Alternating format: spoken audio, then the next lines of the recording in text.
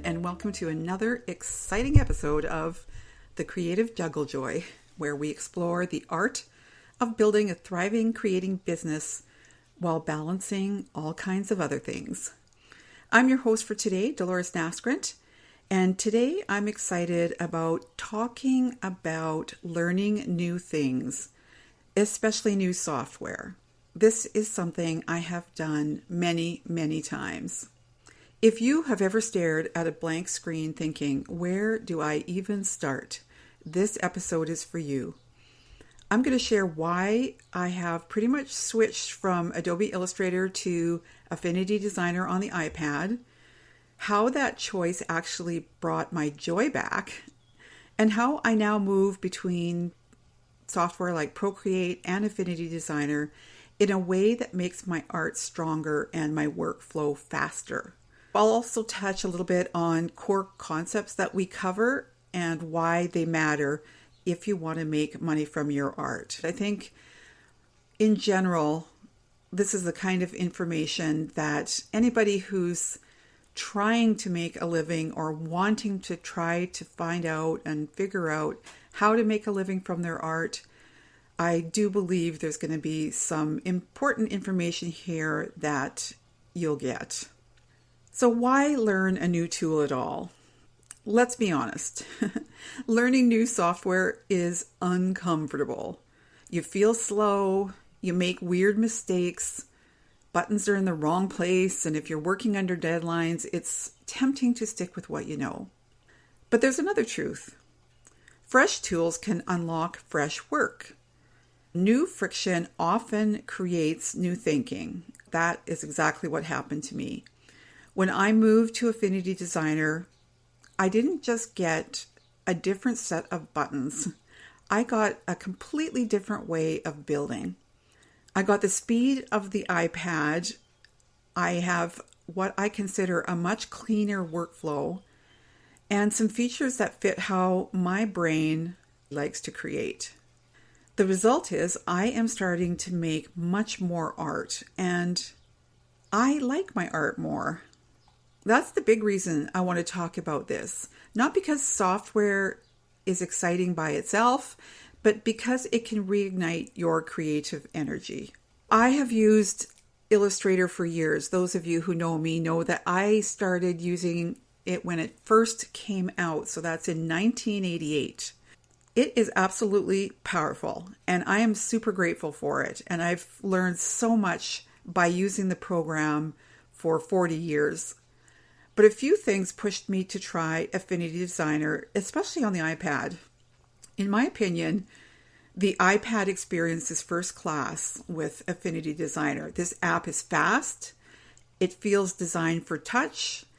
It's good at zooming and nudging points and painting. It's all very fluid, and you're working directly with your screen. So your stylus is working directly with whatever you're creating. So you don't have your hand on a mouse. You are literally drawing right on the artwork that you're creating. So that is a big difference, in my opinion. I did use a Wacom tablet with Illustrator, but it's still not the same. I know a lot of people who use Cintiq tablets, and Cintiqs, I think, are probably the closest thing you can get to that same experience of working directly on your art.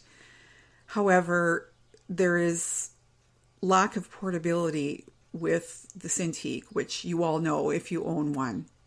The other thing I really love is that the pixel and vector is in one file. So Affinity's personas let me build the really clean vectors, and then I can start painting within the vectors, on top of them, behind them. I don't have to leave the document. So there's no more bouncing around with different apps, just trying to add what looks like natural media. Another thing is that it's non-destructive by default. So clipped, pixel layers, live effects, globe, all the little things that keep your file flexible. I can change my mind without rebuilding everything.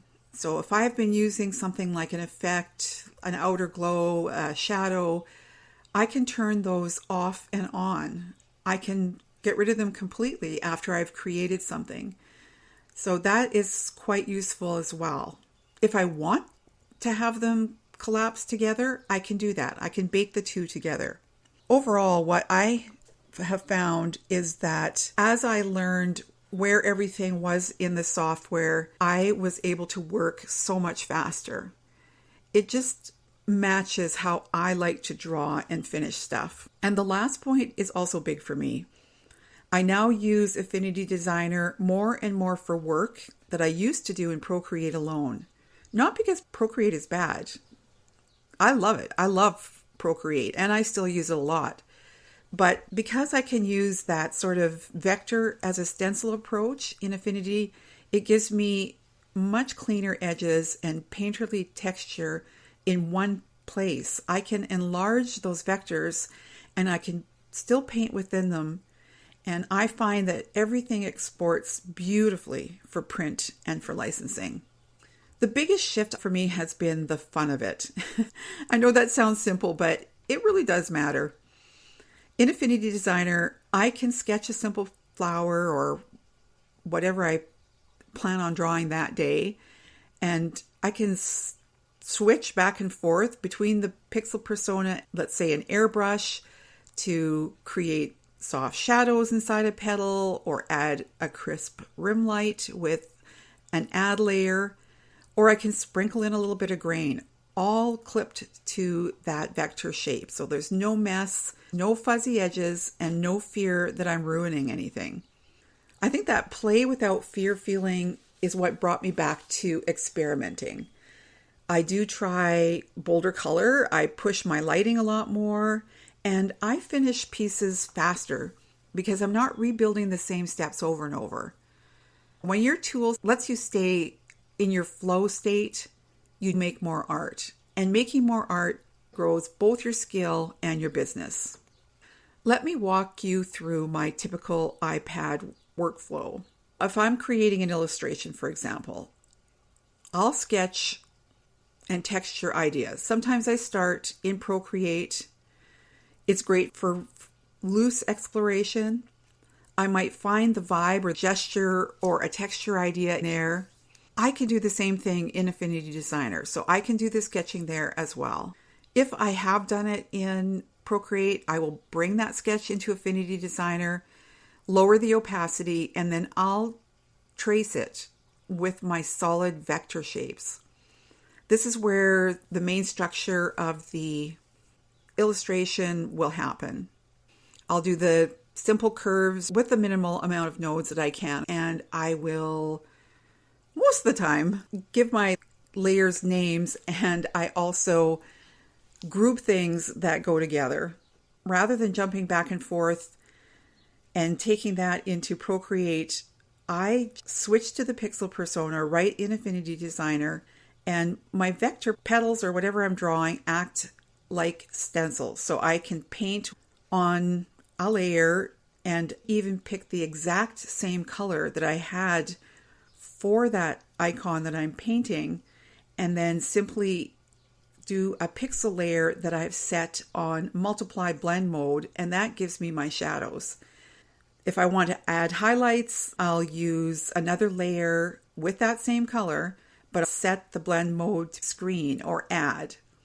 All of that happens within that clip shape. So there's no cleanup, nothing to worry about as far as if I were to move that image. I could rotate it, I can enlarge it, I can reduce it, and I still have that really nice clean vector edge. Because the vectors stay live, I can adapt them for other products without worrying about blurs. I can easily make mock-ups or prints or use these items for elements in my patterns, all from that same base art. And what I love about it is that it's a vector. So if I'm going to use it in a coordinating pattern, I can actually change that vector to be a little bit different than the original. So that's a real advantage. Just imagine doing that in Procreate. I mean, you literally have to redraw that thing in another shape. But yes, Procreate is still in my toolbox. And more I'm finding that Affinity Designer is where I build and finish things. It keeps those edges crisp, it handles print-ready exports, and it saves me steps. I want to just share some of the core ideas we focus on and why they help you make better sellable work. So one of the most important things, of course, thinking vector versus raster and using both, is that the vector keeps your lines sharp at any size. Raster gives you the painterly beauty, and Affinity lets you do both in one file. That means high quality prints, clean mockups, and flexible client changes. That can be important if you're working with a licensing or printing partner. I love the clear structure of the layers. Layers really speed up my organization and allow for more flexibility if you are working with a licensing partner that might perhaps take your work and adapt it to different items. I've had that experience where I produce a placement print and parts of that, different layers or motifs within that, have been taken and used to create things like picture frames. So they've been relocated and moved around. That is often done by a house artist with a company they're partnered with. I also love global colors and recoloring in Affinity Designer. We can use global colors and change a palette very quickly.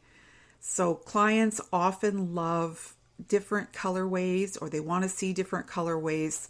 So that's something to keep in mind if you are working towards art licensing or are art licensing at the moment. I also love that you can keep everything non-destructive, adding different effects and adjustments. These are separate layers above whatever item you're trying to affect. The great thing about them is if you don't like them, if it didn't work, you can just eliminate them or turn them off. That is a very useful thing to have.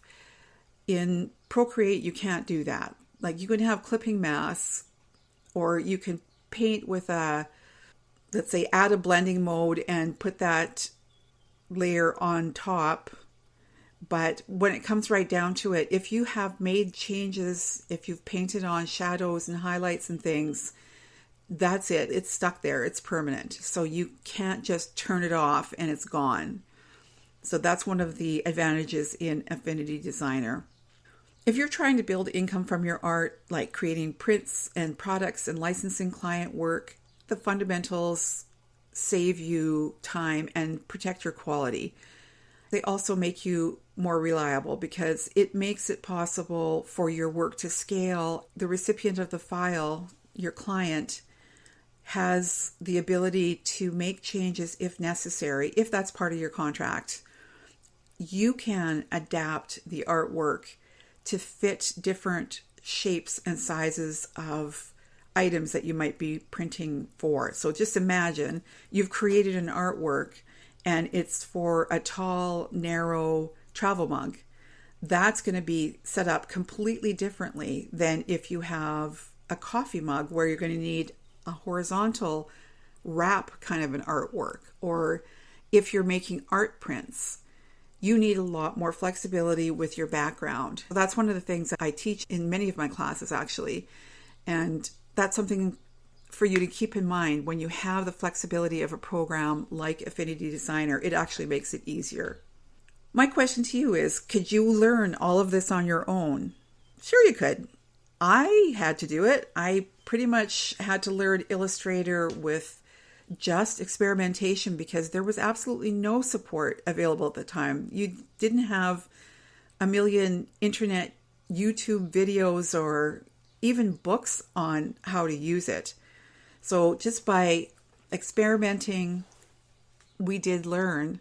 But having a teacher who's made the mistakes already, like me, I've done it in every software. Believe me, I've done it in Adobe Illustrator, Photoshop, InDesign, Procreate, and again, now with Affinity Designer. I have done months, years of training on most of these things. I can show you the exact order to learn tools. I can tell you where the settings are that matter. I can tell you which settings you can ignore at first. And I also teach lots of tiny habits that just keep your files clean. So I'm not trying to sell my course at this point. Like I said, it's closed. It'll be open again next year. But one of the things I do want to encourage you is to find a learning community. So it doesn't have to be me, and I do have the membership, but there are lots out there. I'm a member of other teachers' communities because I love learning. And I love seeing what my classmates are having success with, what they're struggling with. A lot of times they're the same things I've either faced before or would have had to face on my own if I didn't have them to share it with me. I think community really keeps you moving. Momentum matters as much as any button or any trick in the software. Try to find yourself a good, supportive community to work with. Get your questions answered. Learn from other people's learning. Now, if you're brand new to Affinity Designer, here's my advice. Start small. Start with one simple motif. I would learn to use all of the shapes that are available. That should be your first way of creating motifs. With that motif, try things like an effect. Try adding a drop shadow, or try adding a highlight layer. Try using the blending modes. Right from the start, I suggest you keep your files tidy, name your layers, and definitely use groups to house things that belong together. If you're doing a flower and it's got a stem and it's got a center, make sure you group all of those things together. Your future you will thank you.